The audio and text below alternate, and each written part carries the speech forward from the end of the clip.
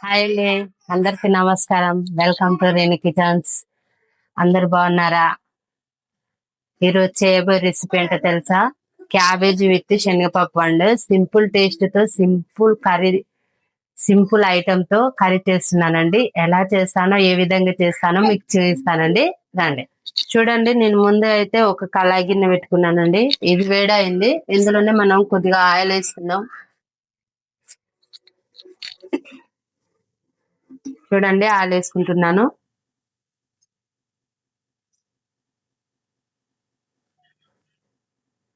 Cabbage కదా అండి, so oil కొద్దిగా ఎక్కువనే ఉండాలి. ఎందుకంటే కర్రీ లెక్క చేస్తే కొద్దిగా క్యాబేజీ తినాలనిపించదు.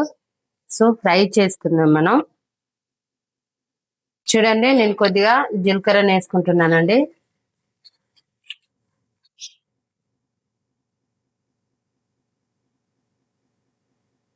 చూడండి, అలాగే వెల్లుల్లి,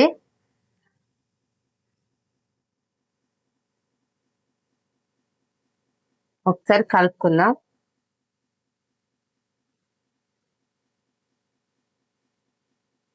వెల్లుల్లి ఏంటంటే నూనెలో బాగా వేగాలండి.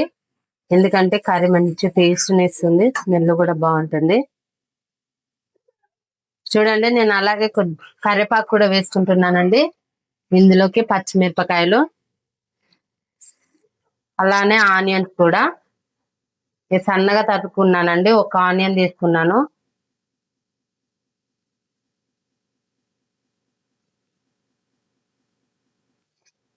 ఆనియన్స్ కొద్దిగా గోల్డెన్ కలర్ వచ్చే వరకు వేయించుకుందామండి.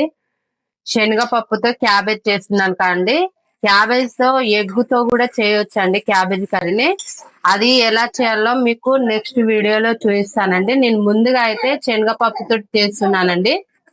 క్యాబేజ్ తోటి పెసరపప్పు క్యాబేజీ, శనగపప్పు క్యాబేజీ ఇలా చేయొచ్చండి. ఎగ్గుతో కూడా చేసుకోవచ్చు. మీకు ఇంకొక వీడియోలో చూపిస్తాను. ఫస్ట్ అయితే ఇప్పుడు శనగపప్పుతో క్యాబేజ్ చేస్తున్నానండి. ఏం లేదండి, సింపుల్ రెసిపీనే. ఎక్కువ శ్రమ తీసుకోవాల్సిన అవసరం లేనే లేదు. మన ఇంట్లో ఎలా చేసుకుంటామో మనం కూడా అలానే చేసుకుందాం. కానీ టేస్ట్ గా ఉంటుందండి, సూపర్ గా కూడా ఉంటుంది. చూడండి, హాఫ్ అన్ అవర్ ముందే నేను శనగపప్పును కడుక్కొని పక్కకు పెట్టుకున్నానండి, నానబెట్టుకున్నాను. ఎందుకంటే శనగపప్పు అనేది ఉడకాలి కదా. సో నేను శనగపప్పును ముందుగానే నానబెట్టుకున్నానండి. ఇప్పుడు దీంట్లోకి వేస్తున్నాను. చూడండి,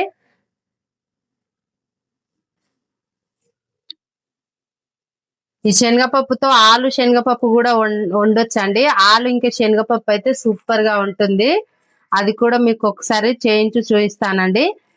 నిజంగా ఆలుతో శనగపప్పు అయితే చాలా బాగుంటుందండి. మేమైతే ఇంట్లో ఒక్కొక్కసారి వండుకుంటాము, కానీ ఈ రోజు ఇది చేస్తున్నానండి.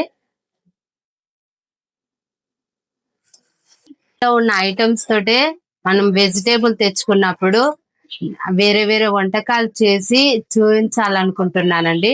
ఏం లేదు, ఎక్కువ శ్రమ ఉండొద్దు, ఎక్కువ ఐటమ్స్ కూడా ఉండొద్దు, ఎక్కువ డబ్బులు కూడా ఖర్చు కావద్దండి. సింపుల్ గా టేస్టీగా మనం ఇంట్లోనే ఉన్న ఐటమ్స్ తోటి సూపర్ గా కూడా తయారు చేసుకోవచ్చు అండి. మీకు కూడా చాలా అంటే చాలా బాగా నచ్చుతుంది. తప్పకుండా ఇలా ట్రై చేయండి.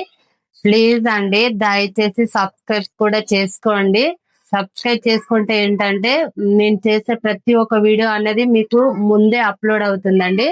సో ప్లీజ్ దయచేసి సబ్స్క్రైబ్ చేసుకోండి, లైక్ చేసుకోండి, షేర్ చేసుకోండి, కామెంట్ కూడా చేయండి. థ్యాంక్ యూ అండి. చూడండి, ఆనియన్స్ శనగపప్పు ఉడికేసింది కొద్దిగా. ఇందులోనే మనం క్యాబేజీ వేసుకుందామండి. నేను క్యాబేజీ ముందుగానే ఉడకబెట్టుకున్నానండి. కుక్కర్ లో ఉడకబెట్టుకున్నాను, ఒక విజిల్ వచ్చే వరకు. ఎందుకంటే కుక్కర్ లో ఉడకబెట్టుకుంటే కొంచెం మెత్తగా ఉడుకుతుంది, పచ్చి వాసన అనేది కూడా పోతుందండి. సో నేను ముందుగానే ఉడకబెట్టుకున్నాను. కర్రీ కూడా ఇలా ఉడకబెట్టుకొని వేసుకుంటే కర్రీ కూడా తొందరగా ఉడుకుతుంది, మంచిగా టేస్ట్ కూడా ఉంటుందండి. మీరు కూడా తప్పకుండా ఒకసారి ఇలా ట్రై చేయండి. చాలా అంటే చాలా బాగుంటుంది.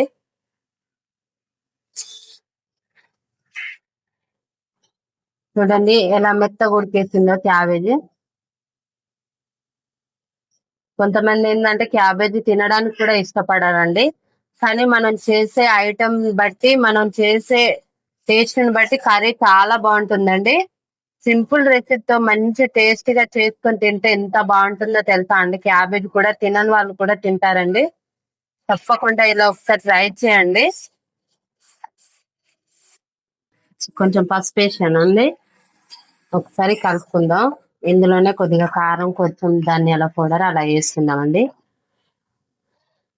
చూడండి, నేను సాల్ట్ కూడా వేసుకుంటున్నానండి.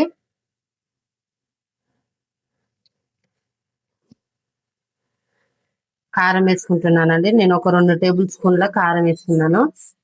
నాకు చాలా అండి. మీకు ఎక్కువ తినాలనిపిస్తే మీరు ఎక్కువ వేసుకోవచ్చు కారం. ఒకసారి కలుపుకుందాం.